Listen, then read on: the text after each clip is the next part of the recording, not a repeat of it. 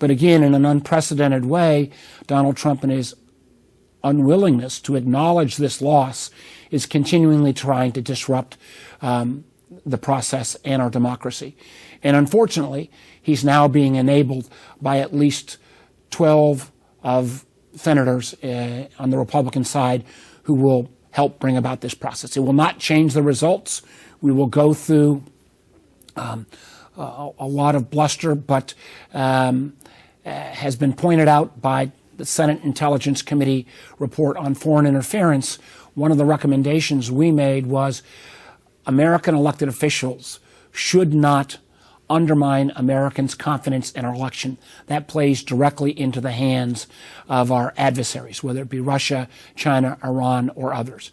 And unfortunately, we again see Donald Trump once again putting his own personal ego ahead of American national interest, and now being enabled by at least a dozen members in the Senate and a number of members in the House. The guesstimate that's been given to us is that each state's contesting could take 4 hours.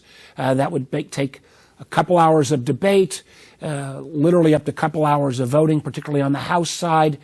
And obviously time in between as you reconvene. If those who are trying to gum up the works, who are simply trying to be foot soldiers of Donald Trump, actually contest all 6 states, you're looking at potentially 24 hours plus. So you could see us go into potentially Thursday afternoon. I'm going to be there as long as it takes to do my duty, to uphold the Constitution, to make sure that all the votes of Americans are upheld and this process moves forward. But it will be, the thing that I will worry about, one of the things I worry about, I mentioned in my opening comments, concerns we've had from the Senate Intelligence Committee. I'm very proud of the fact that no member of the Senate Intelligence Committee is part of this cabal. We know how dangerous it is when foreign governments try to intervene in our elections and try to discredit our democratic process. But think about the spectacle that will take place on screens all over the world due to Donald Trump's ego if these kind of process trying to gum up the works goes on for 24 hours. You could not ask for a greater propaganda win for Vladimir Putin or the Iranian leadership or the North Korean leadership or the Chinese leadership or authoritarians anywhere in the world than to have in the United States of America, the greatest democracy in the world, 24 hours of a small group of Trump supporters trying to overthrow an election. That is not in the best interest of America. It makes us appear weaker to our friends and adversaries alike. And again, I just hope, but I don't expect this to come out of Mr. Trump because we know where his allegiances lie. But I do hope that maybe some of these individuals, after a state or two, will decide to cease this, frankly, this process that does nothing more than tarnish America's reputation around the world. The vast majority of Republicans are going to vote to certify. I'm very proud of the fact that the bipartisan group of 9 or 10 of us who put together the COVID package, we came out with a statement this weekend, including my Republican colleagues like Mitt Romney and Lisa Murkowski, Susan Collins, Bill Cassidy, all indicating they're going to vote to certify. Leader McConnell, who I disagree with on a number of items, is voting to certify. My friend Rob Portman from Ohio is voting to certify. Matter of fact, I think at the end of the day, we will see between 75 and 80 total senators vote to certify. All the Democrats, and I believe north of or close to 40 of the Republican senators. So the numbers, at least in the Senate, who are part of this cabal, who are blindly following Donald Trump, are really a very small minority. And they're, for the most part, either new senators who may not understand the process or a number of folks who want to try to run for president in 2024 and hope to inherit the Trump base. But I do think it's really important, even though there is, I think, enormous frustration. I particularly feel this from my Republican friends who are frankly outraged that this cabal is going against the Constitution.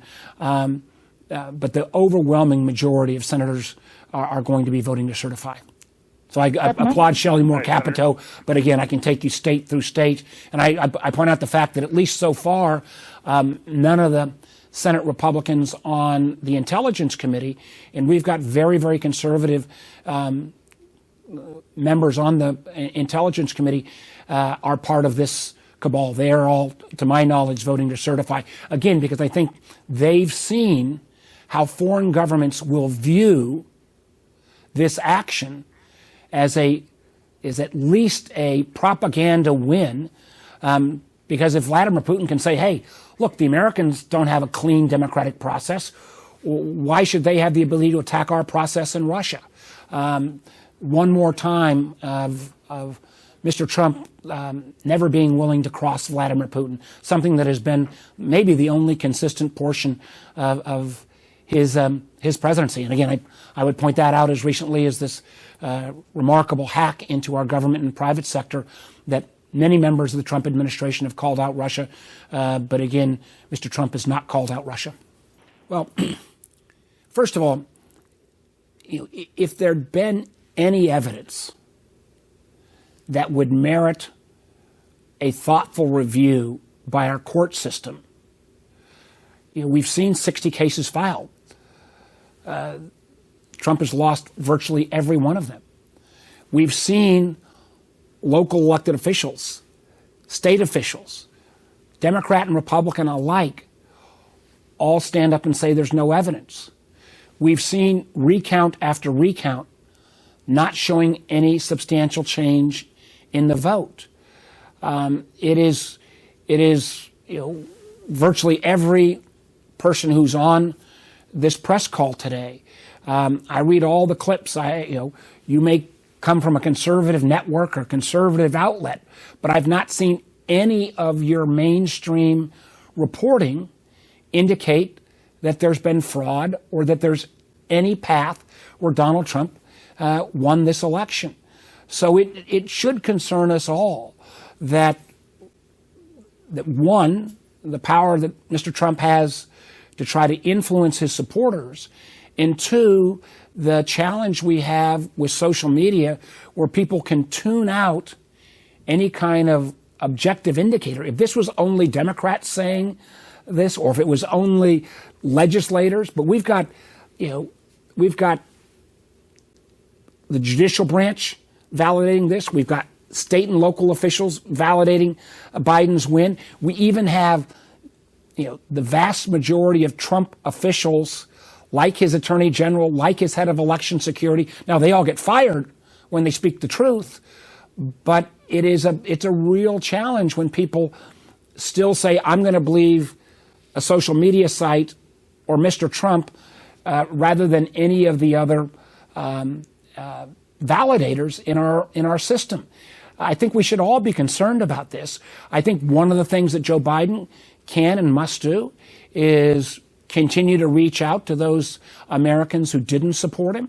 I think folks like me need to continue to try to build these bipartisan coalitions so that we can show we're actually trying to get things done for the American public. I think the COVID bill is an example of that.